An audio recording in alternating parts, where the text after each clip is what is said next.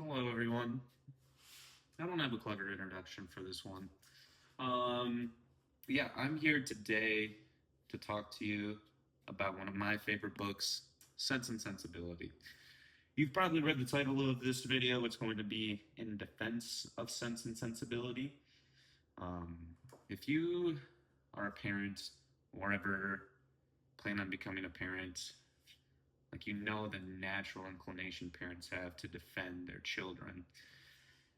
And that is the inclination I have right now because I have had several people who have been throwing shade on this book, so to speak. They're saying stuff like, it ain't as good as Pride and Prejudice. They're saying stuff like, it's just about marrying for money, and other unkind things. And I am adamant that this is the best Jane Austen novel and one of the best novels ever written. And so I'm going to take you through that today and defend the story itself. Um, there will be spoilers in here, but I would encourage you to watch the movie or read the book beforehand. But I know from past videos that it has approximately a 0% success rate in any of you actually watching or reading anything I recommend. Um, so that's good. Um, I'll give you the 5-minute version here. So, we will begin. So, what's important to realize about Sense and Sensibility is that it is a character driven novel. It is a story that is driven by the various characters who make it up. And so, that's going to be primarily what we're discussing here is how or who our characters are and how they interact with each other and what are the great messages and stories we can get out of this. So, Sense and Sensibility revolves around two main characters, two sisters. We have Eleanor and we have Mary Ann. Now, something that's going to be important to realize throughout this is the personality throughout the individual characters. So we could describe Eleanor, say, as reserved.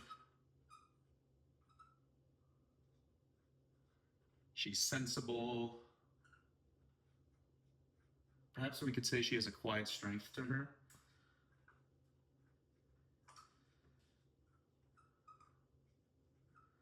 And so that's how you could really describe the personality of Eleanor. Now, Mary Ann, on the other hand, is young, somewhat vain,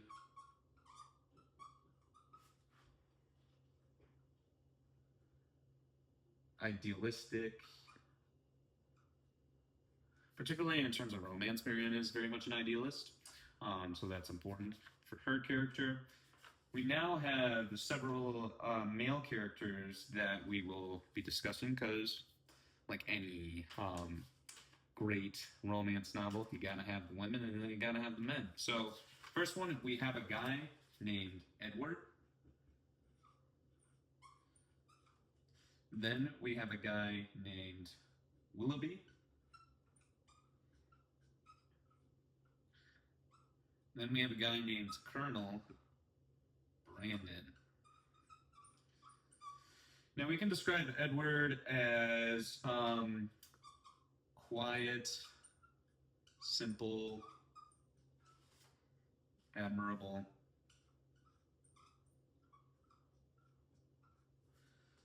We can describe Colonel Brandon. Oh wait, Willoughby first. He is flashy. He is brash. He's what the modern kids would say is hot. Then we got Colonel Brandon, who is noble, steadfast, and honorable. Now, we're putting a star by his name. If we remember our previous video of why anime protagonists are the best male role models, we would remember how we talked about the Flame Hashira Kyujiro Rengoku and what a great example he sets for us as a male role model. Colonel Brandon is also in that tier.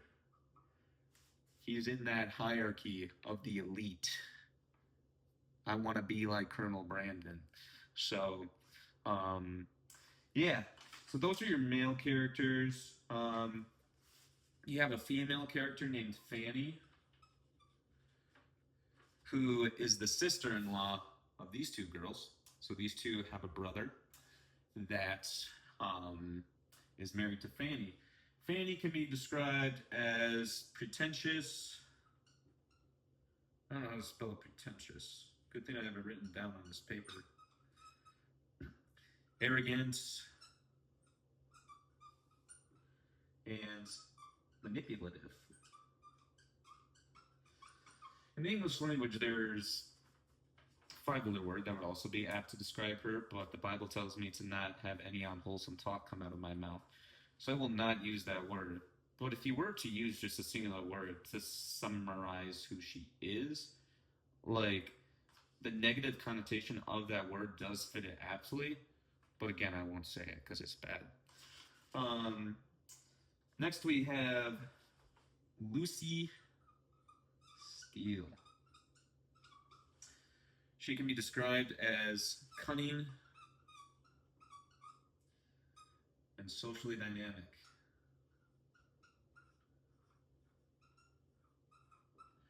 Now, there's more characters in the story, but these are the ones that we're going to be focusing on for this video. What's great about all these characters is that they are nuanced, but they definitely fit an archetype that we can all relate to, or at least we know someone in our lives. Like we all know like a Marianne in our life. We all know Willoughby, the hot, flashy guy. We all know a Fanny who just we don't like that person. So these characters are all relatable. And that's what's important to remember is most stories that you read nowadays don't have that relatable of characters. They aren't realistic. And that's what's incredible about this novel is that as you're reading through it, it actually feels like something that could happen in real life. It's actual realistic fiction versus most romance novels or any other crap that you get nowadays is just like, bro, like that ain't happening. Like you don't just randomly run into someone at the county fair and then he hops on a Ferris wheel saying, go on a date with me. I'm looking at you, The Notebook. This is realistic. This is life. Now we need to examine the interaction of all these characters because that's what makes this story great. So, Sense and Sensibility revolves around, we can call it like two specific love triangles. So we have one love triangle which consists of Marianne, Willoughby, and Colonel Brandon. So that's our first triangle right here. Second love triangle that we're going to have is going to be Eleanor, Edward, and then Lucy. So that's our second main love triangle. So I'm going to try and explain these to you, what's going on, what's interesting, and what's intriguing with them. So at the start of the story, what happens is the father of Eleanor and Marianne passes away. Now, he has been previously married, and so he has these two daughters, and then also the son that I mentioned earlier, who's their brother, technically half-brother. What happens is that because of that, these girls basically get no money, and in that time period, you, as a woman, were very dependent on your inheritance or who you married into.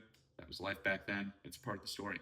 So these girls are now put in a bad spot because they have no way of taking care of themselves, and essentially, marrying well is definitely an incentive and factor when it comes to picking a suitable partner. So before we say that's rash and vain, all of us expect some level of, what could we say, like ability from our spouse. Like in the Bible, Eve is described as Adam as a helper. So like you expect something out of your spouse. Like ultimately they need to help you. So it's not a completely vain notion. So yeah, that's what happens. So Eleanor, very early on, gets introduced to Edward. Now we need to know that Edward and Fanny are related. So Fanny and her brother are going to be taking over the estate that these girls used to have. And while she's doing that, she brings in her brother Edward to like visit. It is quick to see that Eleanor has a connection with Edward. They're like talking a lot, and you can be like, man, there's a spark there.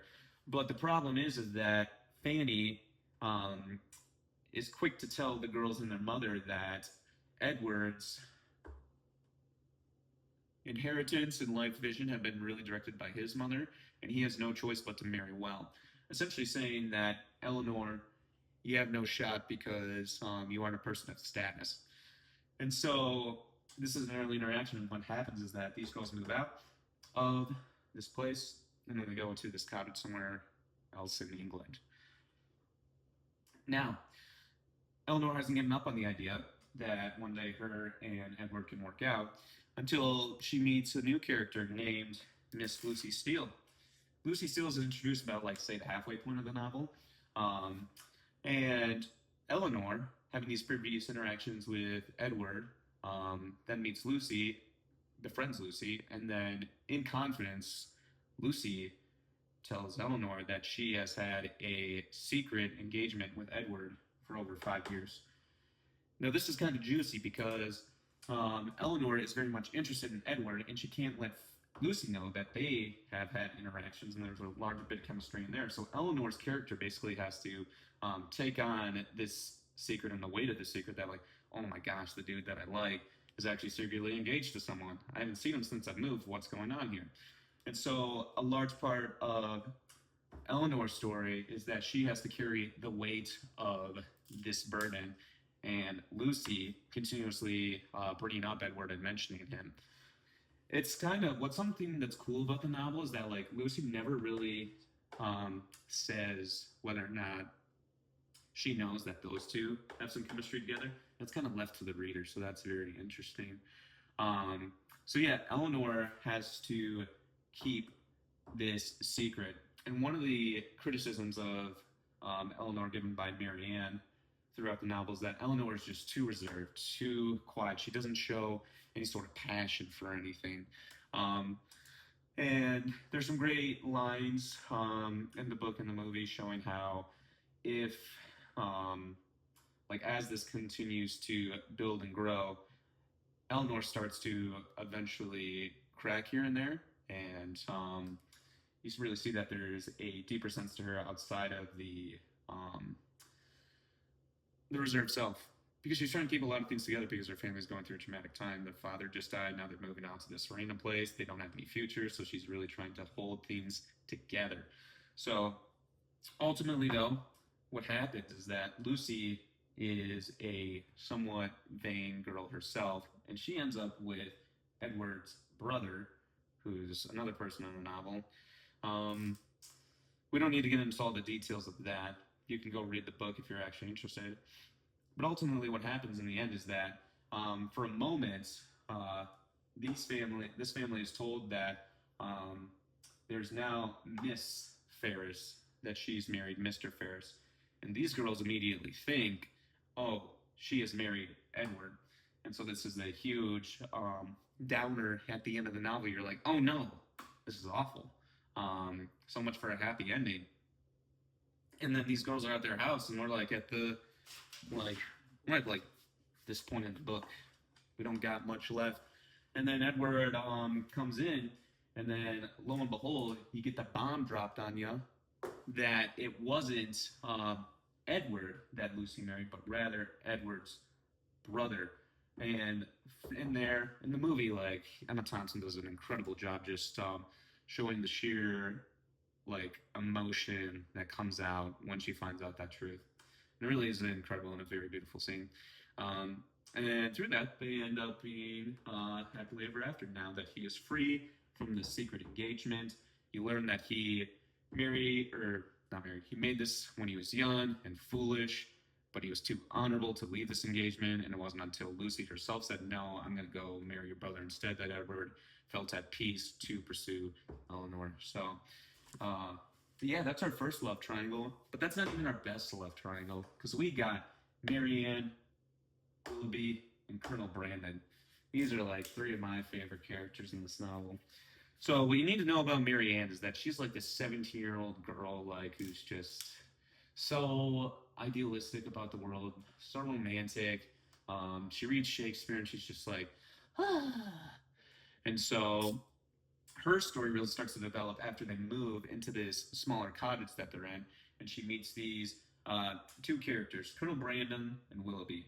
She first initially meets Colonel Brandon, and Colonel Brandon has an interest in her. But the thing about Colonel Brandon is that he is not flashy, despite having a outstanding level of character.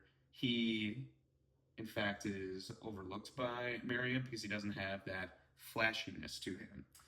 Now, sometime after that, Marianne meets Willoughby. Now, she meets him in a circumstance where she had just twisted her ankle, she's stuck in the rain, and then all of a sudden this guy comes in riding on a horse. He's tall, he's handsome. She brings her back and then to her house, saves her. And so now Marianne is like, ah. And so this love triangle begins, so to speak. May not seem like a triangle, but essentially, Marianne and Willoughby are infatuated with each other. They're spending all their time together. Marianne is solely focusing on him, despite Colonel Brandon still being kind to her in a maybe friendly sense, but like still showing interest. Like at some point, both Colonel Brandon and Willoughby bring her flowers day after she got injured because it's a kind gesture. She doesn't even acknowledge Colonel Brandon, but as soon as Willoughby comes in, she's just like, ugh. So now there's some things in here that make this really interesting. So Willoughby, like many hot, flashy, and brash people, lacks a sense of character. So something that you need to know about Colonel Brandon is that when he was younger, he once was in love with a woman, but through various circumstances it didn't work out at the time. He later found her sometime later. She had been essentially passed around from man to man, and through that she had an illegitimate child. This girl, not the child, but the mother, was essentially on death's door, and she asked Brandon to take care of the kid. Brandon agrees to do so, and so he's raising this ward. This is something that is not well, or it's not publicly spoken of throughout the novel. It's like a secret that he has. Partway through the novel, a bunch of these people, Eleanor, Marianne, Willoughby, Colonel Brandon, and then some other side characters are all supposed to be going on this picnic. And at this point, Marianne loves Willoughby, and Colonel Brandon is still just being a nice dude and showing kindness and affection to this family, despite the fact that this girl can't see him for dog meat. And he gets a letter, though, and he has to suddenly leave this picnic that he was planning. Like, he's got to go. What we later find out is that his ward, that daughter he adopted, had been missing for 8 months, and he had just been recently found. And she had also just been recently found with child. So we have that plot point that gets revealed later. Essentially, the child was fathered by none other than that guy. And as soon as this secret starts to get blown out, Willoughby essentially has to withdraw from Marianne because he's now at threat to lose his inheritance. And so Willoughby then chooses to marry someone else because she has a lot of money. Real great guy. So this leaves Marianne extremely distraught because she now has lost this guy that she has interest in and thought she was going to marry. And she gets very sick as a result, but Colonel Brand, she like walks to like the house, I think it is, that she would have like married Willoughby and the estate they would have had. She gets really sick from that because she gets caught in the rain, pneumonia, something like that. I don't know. But Colonel Brandon is the one that finds her, brings her back. There's a scare that she might die. She doesn't die. But through that, she finally starts to see the value and character of Colonel Brandon. That even though he ain't the hot, flashy, brash guy, he does have a sense of steadfast character to him. And he's not a complete stick in the mud. He's not that, but he ain't a loser either. So through that, eventually Marianne starts to fall for Brandon, and then they end up together. So, yeah. All in all, I had to summarize it all very quickly and probably out of order in context. Stuff like the fact that Willoughby uh, knocks up Colonel Brandon's ward is something that gets revealed later at the novel, and it's like a huge plot reveal. But again, I know none of you are actually going to read the book, so I can reveal that. All in all, like you see a lot of character development through that. Like Marianne must learn that the emotional romantic ideal is often unreachable and often lacks prudence over the long term. She goes through difficult trials in the fact that Willoughby essentially breaks her heart, and she comes out through it better rather than bitter. Eleanor shows that she is in fact a character that does feel deeply. She ain't the shallow stick in the mud, not stick in the mud.